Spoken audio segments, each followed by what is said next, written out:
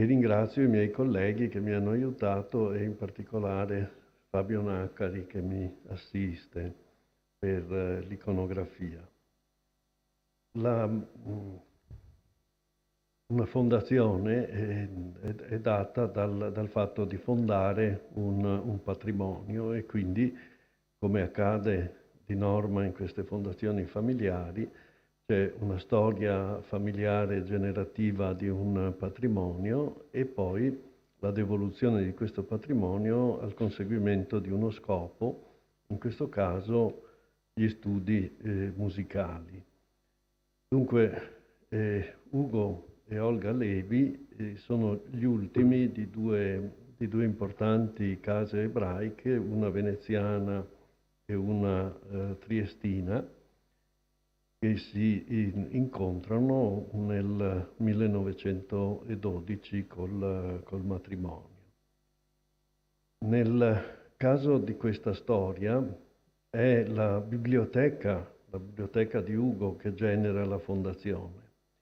E dunque, volendo tracciare per sommi capi la storia della fondazione, occorre prima ricostruire gli antefatti di cui dicevo, richiamando la storia della famiglia, per approdare alla creazione, da parte di Ugo, appunto, della biblioteca musicale, per la cui salvezza nel tempo, nel futuro, nel tempo a venire, fu infine concepita la fondazione. In qualche modo una illustrazione di quella famosa frase di John Adams, che diventerà a un certo punto il secondo presidente degli Stati Uniti d'America, e quando era nel 1780 a Parigi per lavorare all'alleanza con i francesi contro gli inglesi, scrive alla moglie Abigail una lettera veramente illuminante. Devo studiare politica e guerra perché i nostri figli possano avere la libertà di studiare matematica e filosofia. I nostri figli dovrebbero studiare matematica e filosofia, geografia, storia naturale, costruzione navale, navigazione, commercio e agricoltura, così da dare ai loro figli il diritto di poter studiare pittura, poesia, musica, architettura, scultura e porcellana. Dunque è proprio in questa maniera che la famiglia di Ugo accumula e sviluppa ricchezza nel corso di tutto l'Ottocento. Ci sono due riferimenti importanti. Uno è quello ad Adolfo Bernardello, al suo libro pubblicato l'anno scorso e alla relazione che lui ha tenuto qui. E io devo scusarmi per la mia assenza, ma problemi di salute mi hanno impedito di assistere ai lavori. E l'altro Marili Cammarata, che vedo qui, che sta pubblicando, penso che esca a giorni, per la Lint di Trieste, un intero volume sulla famiglia Levi, nato dalla ricostruzione di un albero genealogico in cui lei ha incasellato 821 persone, e quindi questo numero dà l'idea della ampiezza della famiglia, delle sue ramificazioni e della sua conseguente importanza. Ci sono in quest'albero infatti nomi straordinari, ne cito due per tutti. Uno è Enrico Fermi e uno è Alberto Moravia. Dunque,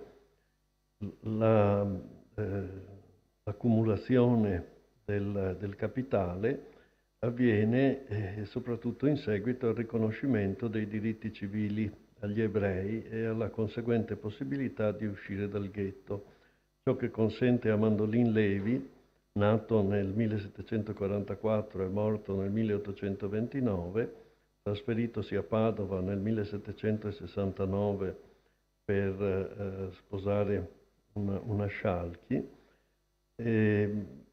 consente di sviluppare le proprie attività commerciali e bancarie, tanto che i suoi figli Jacob e Abram, nati rispettivamente nel 70 e nel 73 del 700 e morti Jacob alla fine del 48 e Abram nel 36, incrementano questa attività e danno vita a importanti imprese fino a separarsi, e nel 1824 nascono due banche, la ditta Jacob Levi e figli e la ditta bancaria Abram di Mandolin Levi.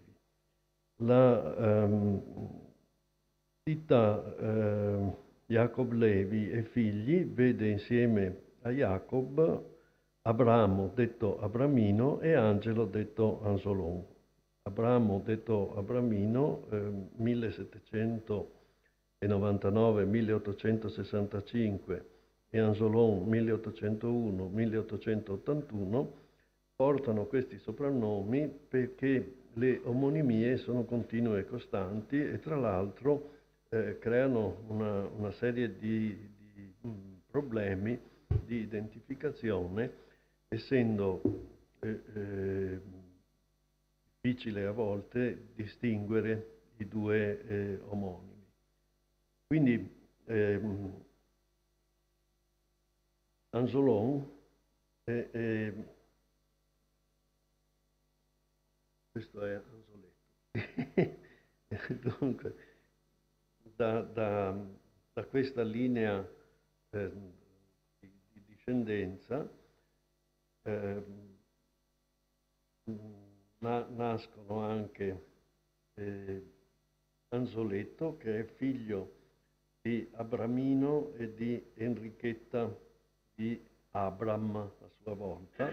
Ecco perché un'altra costante è che la prosperità familiare, con la crescente accumulazione patrimoniale, è garantita anche da una diffusa endogamia, usanza dei matrimoni fra cugini che verrà meno col Novecento, ma che è molto intensamente praticata nell'Ottocento, che consente di mantenere unità patrimoniale e in altri casi alleanze con rampolli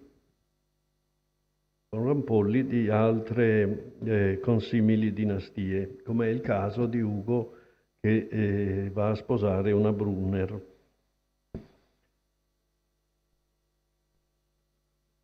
Ecco, quello che noi vediamo proiettato è un ritratto che ha eseguito Fabretto su una fotografia a Vianelli dopo la morte di Anzoletto, che avviene nel 1886. Anzoletto è nonno paterno di Ugo e ha sposato la cugina Regina, figlia di Anzolon, e dovremmo avere ancora, ecco, questo è un altro ritratto di Anzoletto, sempre postumo. Questo invece è di Orefice, ed è di Pellegrino Orefice, ed è una delle illustrazioni di Cera e Pietra di Cesare Augusto Levi, un libro di poesie in cui tra l'altro c'è una lirica dedicata al padre in prossimità della morte del padre, che è illustrata appunto da questa immagine. Questa invece è una fotografia databile al 1866 di Anzoletto con i figli, che sono da sinistra Vittorio, Angelo Adolfo, che diverrà il padre di Ugo. Vittorio invece morirà presto, nel 67, Cesare Augusto, che è un personaggio particolarmente noto. Cesare Augusto è il bambino sulla destra, che ha come estremi cronologici il 56 e il 27. È un personaggio particolarmente noto per la sua attività di studioso, oltre che di poeta e di letterato, attivo anche con lo pseudonimo di Rustico da Torcello. È il creatore del Museo di Torcello, di cui è direttore per decenni, e anche ha beneficato con una notevole donazione di vetri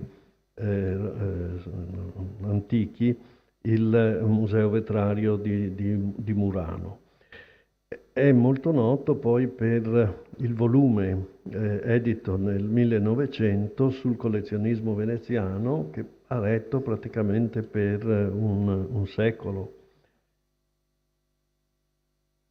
Giovannina invece sposa a un cugino, è la ragazza qui nata nel 47, quindi qui dovrebbe avere sui 19 anni. Questo personaggio, il nonno paterno di Ugo, Anzoletto, nel 1848, allorché fallisce la ditta bancaria Abram Levi, che era affidata ai figli di Abram, che devono ritirarsi a Alessandria d'Egitto, e Anzoletto subentra a loro come agente generale della RAS, di cui rimane parte attiva per decenni e sarà una delle ragioni per cui la ditta Jacob Levi dedica particolare attenzione ai fondi assicurativi. Nel 48-49 lui risulta anche uno dei maggiori finanziatori della Repubblica di Benin e nel 49 è tra i membri dell'assemblea del 2 aprile della decisione di resistere ad ogni costo, che sarà poi raffigurata nel dipinto di Giambattista dalla Libera del 1873 che si trova al Correr. Il 16 aprile del 1887 Anzoletto acquista Palazzo Giustinian Lolin da Enrico di Borbone, conte di Bardi. Il palazzo, che era stato abitato nel primo Ottocento dal famoso medico e collezionista Francesco Aglietti, che vi resta fino al 1936, passa poi alla danzatrice Maria Taglioni, sposata con il conte Gilbert de Voisin, che lo deve cedere poi perché c'è un tracollo finanziario in cui viene coinvolta e quindi il 27 aprile del 1858 lo vende alla duchessa reggente di Parma, Maria Teresa di Borbone-Artois, la quale nel 60 viene esiliata e si trasferisce in questo palazzo dove resta fino alla morte nel 64. Ereditato il palazzo, il figlio lo cede nell'87 appunto a Anzoletto. Noi qui vediamo gli stemmi che ci sono ancora sul portale del palazzo e sul ponte.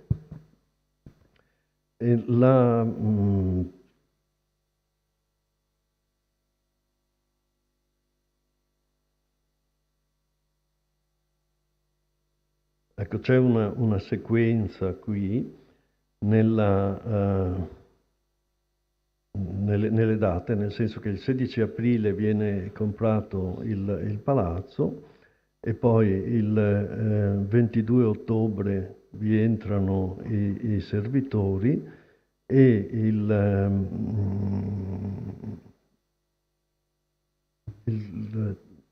no, scusate, i servitori entrano il 3 luglio dell'87, dell'anno stesso, mentre il 22 ottobre entrano i neosposi, che sono appunto Angelo Adolfo, detto Anzolin, che abbiamo visto prima bambino, e Giovannina. Giovannina la vediamo qui in una foto in cui sono molto giovani. Queste sono le 5 figlie di Giacomo Levi e, e, e sono rapidamente orfane perché la madre, che è una Mondolfo, muore molto presto.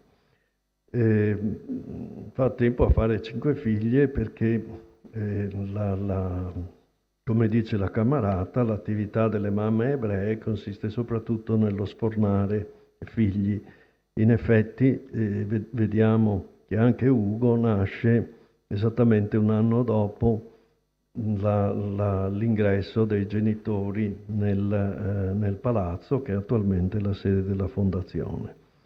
Giacomo, il padre di queste bambine, nonno materno di Ugo, figlio di Anzolon, quindi vedete tutti gli incroci, aveva trasferito la sede della banca in piazza San Marco nelle Procuratie Vecchie, dove pure abitava. Fu consigliere comunale a Venezia e a Treviso, dove era proprietario di Villa Manfrin e dove presiedette anche il teatro sociale. Era un appassionato di musica. Questa è una costante di tutta la famiglia, quindi non fa meraviglia che poi arrivi fino alla nascita della fondazione musicale. Le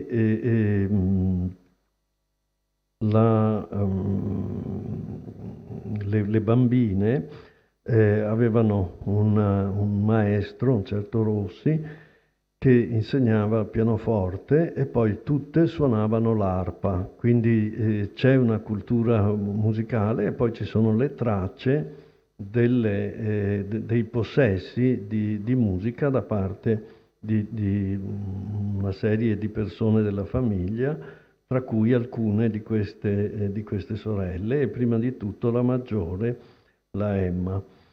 Dunque, dicevo che Giacomo era appassionato di musica, che era un assiduo del teatro d'opera. Nel 1876 è a casa sua che si riunisce per la prima volta il comitato promotore della creazione di un liceo e società musicale Benedetto Marcello in Venezia, nel cui consiglio di amministrazione entrerà a far parte da allora fino al 1893, anno della morte. Don Siro Cisillino, insigne musicologo che per primo illustrò la biblioteca della Fondazione Ugo e Olga Levi nel 1965 in una conferenza all'Ateneo Veneto, ne attribuisce la prima formazione a nonno Giacomo, e Franco Rossi, che per anni ha diretto la biblioteca e ne ha redatto il catalogo a stampa dei fondi antichi, ha notato su vari dorsi la sigla GL, e compare in quasi tutti questi dorsi. Verso la fine a destra però c'è anche la sigla EL, che riporta a Emma, primogenita delle 5 figlie di Giacomo, che tutte suonavano l'arpa. Emma, che appone note di possesso anche su spartiti più recenti, evidentemente realizza una collezione di adeguate dimensioni. Sono tutte queste collezioni che confluiscono nella grande biblioteca di Ugo, che era un raccoglitore accanito, ha cominciato da ragazzo e non si è mai fermato. E ci sono, ecco, siccome l'archivio della famiglia Levi praticamente è inesistente e pare che siano state, tra l'altro, portate via con i lavori degli anni '80 intere barche di carte, almeno questo mi ha raccontato il custode della fondazione, che era un cameriere di Levi, e quindi è altrove che vanno cercate le tracce della storia di questa famiglia e della nascita della fondazione. Uno dei fondi più interessanti da questo punto di vista è proprio la biblioteca, cioè le raccolte musicali hanno, come avviene nel caso dei cosiddetti archivi autoriali, no, delle biblioteche autoriali, hanno tutta quanta una serie di note di possesso, di dediche, di timbri, di carte intestate, di come si chiamano le pecette, insomma, di note che vengono dai venditori, no? Quindi già le legature denunciano altre provenienze familiari, ma tutto quanto questo mi pare indicativo della forte intenzione del raccoglitore, che evidentemente non tralascia occasione, quando queste si presentano, per attrarre a sé quanto potesse arricchire la sua collezione libraria. Un altro indizio di questo atteggiamento viene dalla varietà di provenienze delle librerie italiane e estere che hanno apposto la loro etichetta su opere acquistate o comunque acquisite da Ugo Levi. Anzoletto, abbiamo detto, acquistò il prestigioso palazzo Giustinian Lolin, ora sede della fondazione, nel 1877 perché fosse dimora del figlio Angelo Adolfo, detto Anzolin. Laureato a Padova in giurisprudenza, consigliere comunale di Venezia per 11 anni, come eletto nel Partito Costituzionale Monarchico, reggente la sede locale della Banca d'Italia, consigliere della Camera di Commercio, che appunto nel 77 sposa, come detto, Giovannina, i cui estremi cronologici vanno dal 56 al 1906.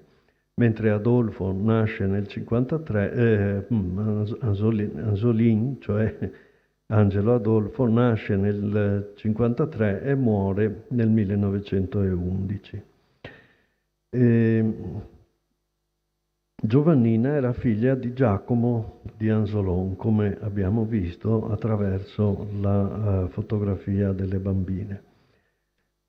Del loro ingresso nel palazzo abbiamo detto, e toccherà ora fare un cenno a un uomo particolarmente importante in sé, oltre che in questa vicenda, cioè Guido Costante Sullam, che è onnipresente negli interessi familiari dei Levi.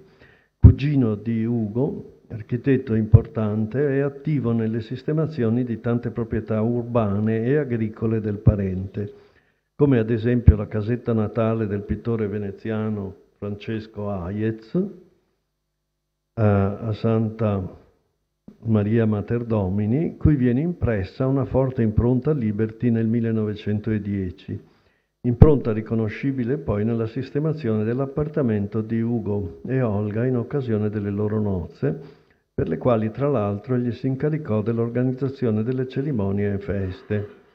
Il suo archivio professionale è attualmente diviso tra la biblioteca del Museo Correr e Palazzo Fortuny, e forse ormai anche Capesaro, per il trasferimento dei diversi materiali avvenuto in queste differenti sedi.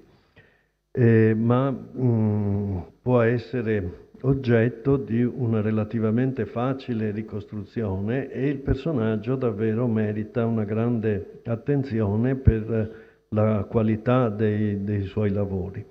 Quella che vediamo qui, ancora del 1910, è la tomba di famiglia al Lido, nel cimitero ebraico nuovo, dove Sullam edifica anche la porta monumentale. Allora abbiamo detto delle modalità del casato per mantenere l'unità patrimoniale coi matrimoni, anche con le alleanze con rampolli di altre dinastie, ed ecco che Ugo sposa nel 12 Olga, nata nel 1885 e morta nel 1961, figlia amatissima di Leopoldo Brunner, maggiorente ebreo dell'economia triestina, industriale, titolare di una banca privata, eredità di famiglia. Ugo dunque fu l'ultimo del suo ramo. Un aneddoto raccontato dal Vise Zorzi è testimone dell'affettuoso rapporto che lo univa al padre, con sentimenti che ripetutamente si incontrano nelle storie familiari dei Levi. Dice Zorzi, il soprannome col quale Ugo Levi era conosciuto nella buona società veneziana, Ugo mio fio, derivava dalla sconfinata ammirazione con la quale suo padre, appassionato studioso di cose veneziane, parlava di lui. Oltre all'erudizione, Levi padre aveva una venuzza di innocuo snobismo che gli aveva ispirato una curiosità di sfida quotidiana col figlio. I due Levi, padre e figlio, ritornavano generalmente a casa assieme da Piazza San Marco, dove avevano frequentato il casino di commercio, circolo dei gran borghesi e dei professionisti, o il caffè Florian, con in tasca della giacca vuota, una, e piena l'altra di fagioli. Ogni volta che uno dei due incontrava una persona di sua conoscenza, si scappellava e trasferiva un fagiolo da una tasca all'altra.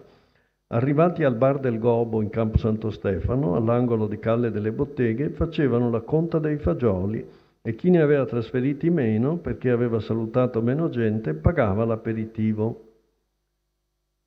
E dunque questa è una foto del matrimonio di Ugo. Qui invece vediamo il certificato di nascita di Ugo e una fotografia della madre, Giovannina, con Ugo piccolissimo.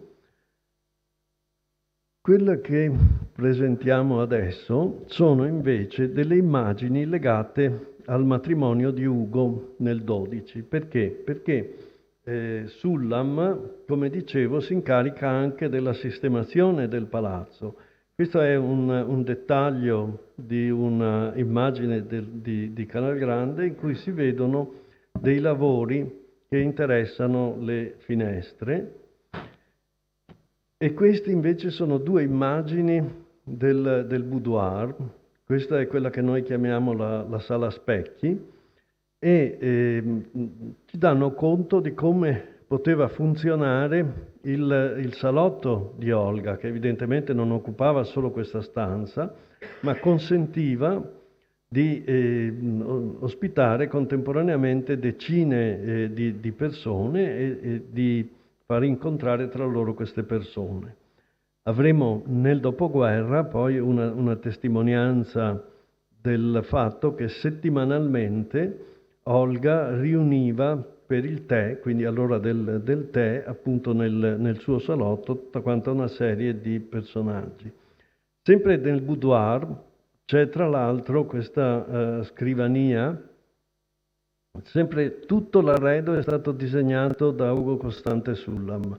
Presentiamo questo pezzo perché è molto eloquente della qualità del disegno e siamo al 12 evidentemente in pieno Liberty. Questo invece è il disegno dei letti di Ugo e Olga Levi, col baldacchino che li unisce, e questa è la sala da bagno di Palazzo Giustinian Lolin, che viene tradizionalmente chiamata del bagno d'Annunzio perché c'è un taccuino di D'Annunzio in cui lui racconta che sorvola con l'aereo Venezia, vede il tetto di Palazzo Giustinian Lolin e dice: ma col freddo che fa qua, o come vorrei essere nel bagno di Venturina. Venturina è uno dei soprannomi che lui dà a Olga. Olga che era divenuta sua amante alla fine del 16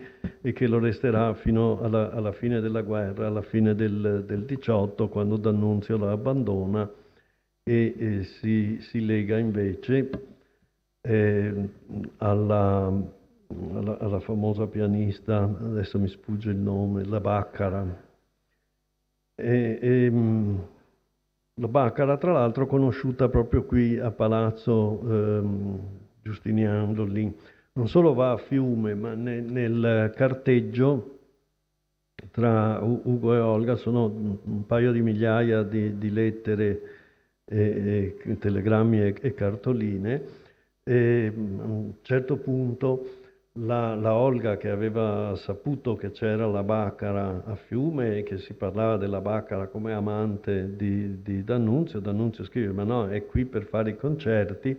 E lei dice: guarda, so benissimo che i concerti li fa lei, non solo, ma dal programma ho capito che il programma l'hai fatto tu. E questo anche è molto interessante. Effettivamente, D'Annunzio, che frequentava intensamente Palazzo Giustiniano Rollin, dove si faceva musica tutte le sere, a volte dice: ma verrò con il tal dei tali, per esempio con il filologo Teneroni, vorrei questa musica, e lui dà il programma.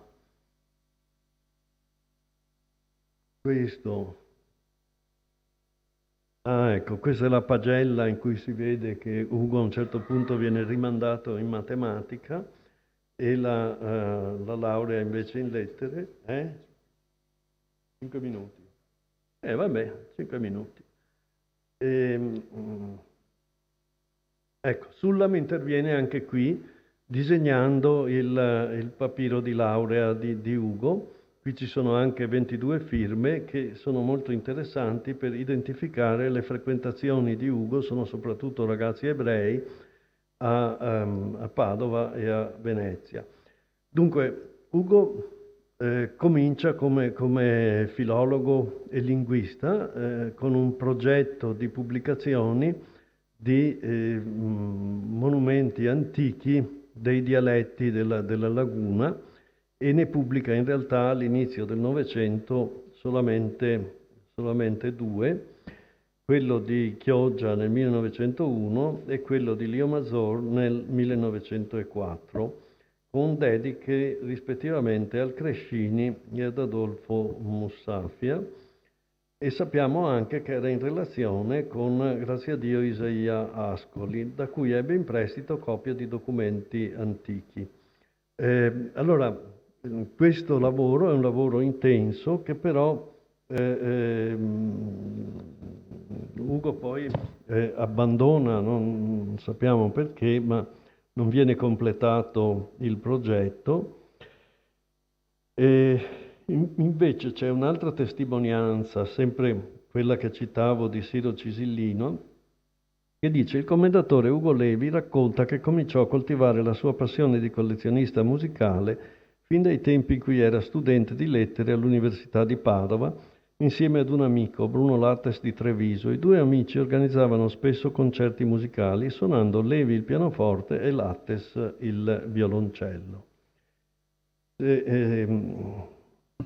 Se Ugo pare aver presto abbandonato gli studi di linguistica, costanti se non addirittura crescenti, appaiono invece i suoi interessi musicali, che ramificano la biblioteca, le esecuzioni in concerto al pianoforte e al clavicembalo, a casa suona anche l'armonium, la frequentazione di teatri e sale di concerto, la partecipazione ad organi amministrativi, la promozione di organizzazioni e iniziative, sempre affiancato, da quando si sposerà, da Olga. Quando i coniugi Levi affrontano le leggi razziali tentando la via della discriminazione, i riferimenti sono molteplici, dal padre di Olga, Leopoldo Brunner, al fido ragioniere Mario Carmagnani, che dopo la fuga loro diverrà custode affidatario dei beni confiscati, all'avvocato amico Raffaello Levi, ai tanti richiesti di certificazioni diverse. Per Ugo è anche un momento di bilancio di una vita, ma si intravede accanto a lui la mano ferma di Olga e alla sua grafia caratteristicamente quadrata, che vedremo poi, che si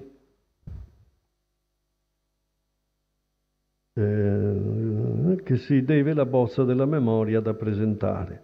Così si allineano gli anni, le attività, gli interessi.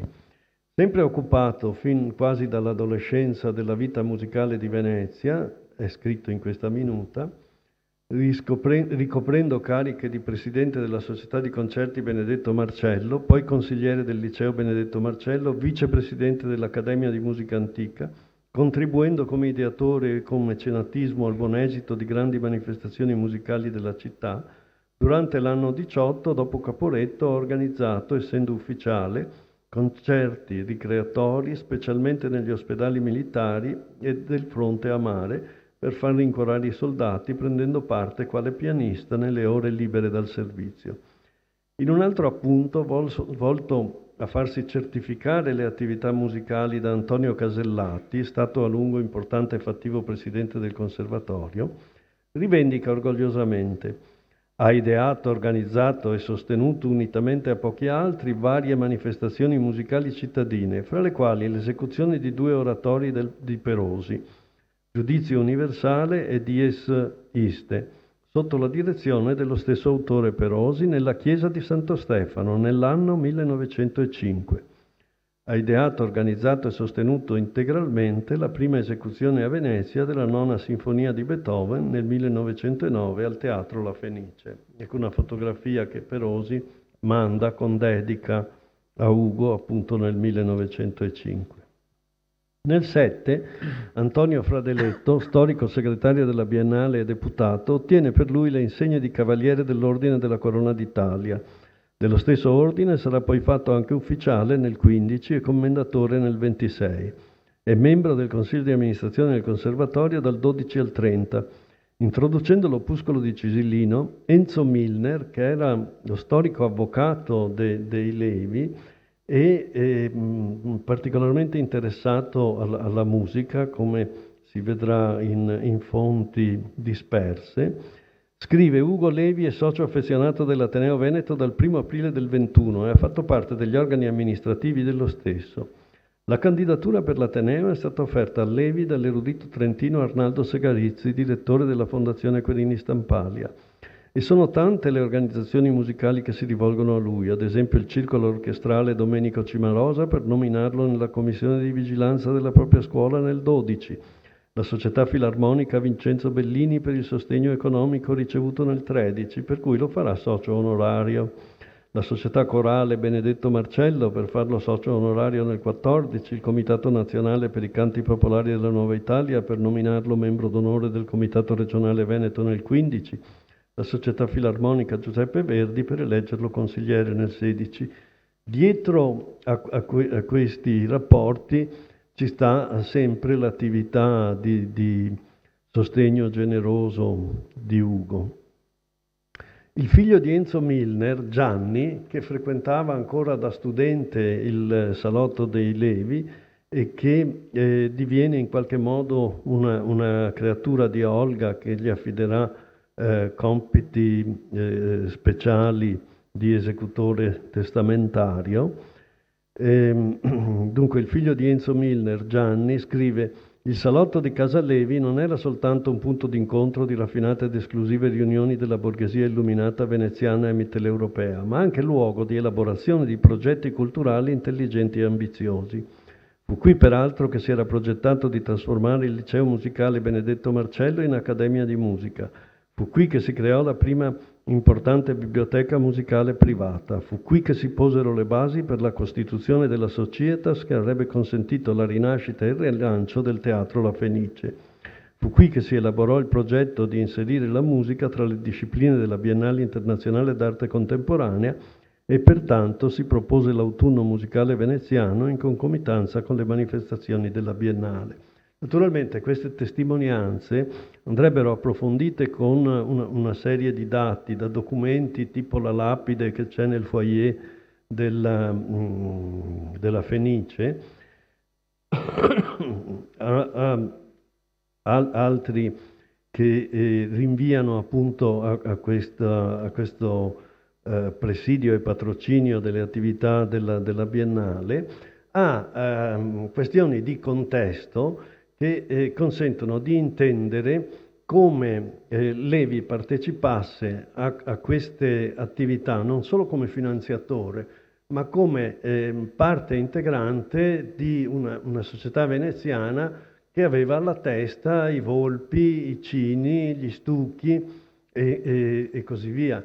Quindi il problema della ricostruzione della vita di Ugo, della vita di Olga, delle attività del salotto musicale e di queste riunioni settimanali che non escludevano però altre riunioni serali post teatro con improvvisazioni musicali che erano possibili grazie alla capacità di Ugo di leggere a prima vista la musica e di eseguire a prima vista la musica.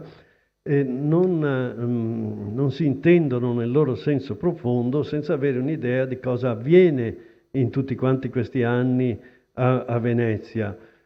Chi guida la trasformazione sono naturalmente i grandi imprenditori, ma da quanto alla loro attività, l'idea del turismo a Venezia, lo sviluppo del Lido, la creazione, la moltiplicazione delle attività della Biennale e così via. Quindi dall'inizio del Novecento fino alla Seconda Guerra non si intendono se non individuando in personaggi come questi il tessuto, cioè dal punto di vista piramidale, sono subito sotto ai capi, diciamo, del capitalismo locale, ma sono anche quelli che garantiscono la riuscita dei progetti e la creazione di una nuova Venezia, della grande Venezia dal punto di vista amministrativo, ma di una grande Venezia dal punto di vista industriale, commerciale e così via. Io credo di avere esaurito il mio tempo, arrivando tutto sommato un po' lontano da quello che era il volume del mio discorso, sono a pagina 6 su 18, ma penso che ci sarà spazio poi in atti per un discorso adeguato su questo sistema. Ma per capire la storia della fondazione è necessario inquadrare la storia della famiglia, la storia dei due personaggi, Ugo e Olga, inquadrarla poi nel loro tempo, il passaggio attraverso le leggi razziali e il passaggio attraverso la persecuzione, la Shoah, a cui loro sfuggono solo perché Ugo era un uomo talmente generoso che i suoi contadini volentieri rischiano la vita per proteggerlo, proprio per l'atteggiamento che lui aveva con chi non riusciva a pagare l'affitto, con i poveri delle sue campagne e così via. Non solo, ma c'è poi un thriller di 15 kg d'oro che stanno in Palazzo Giustiniano Lin in una cassaforte dietro a un quadro e che Ugo Levi manda a prelevare da un contadino di sua fiducia, il figlio di quello che lo proteggeva, e questo riesce a passare in mezzo ai soldati tedeschi ubriachi che stanno sullo scalone di Palazzo Giustiniano Lin, fa un primo esperimento con un pacchetto in cui mette dei bicchieri per vedere se lo fermano, non lo fermano e quindi ritorna, tenta, lui non sa che nel pacchetto ci sono 15 kg d'oro, sa solo che il pacchetto pesa 15 kg. Lo porta a Levi, cosa fa Levi? Levi dà quest'oro a un ebreo che va a Trieste per organizzare le fughe degli ebrei. Siamo credo nel 1944 quando avviene questo episodio di cui c'è testimonianza. Caro collega, è ora di concludere. Ma io ho concluso. Mi viene dubbio, ma questi 15 kg d'oro, come faceva? Perché è un peso.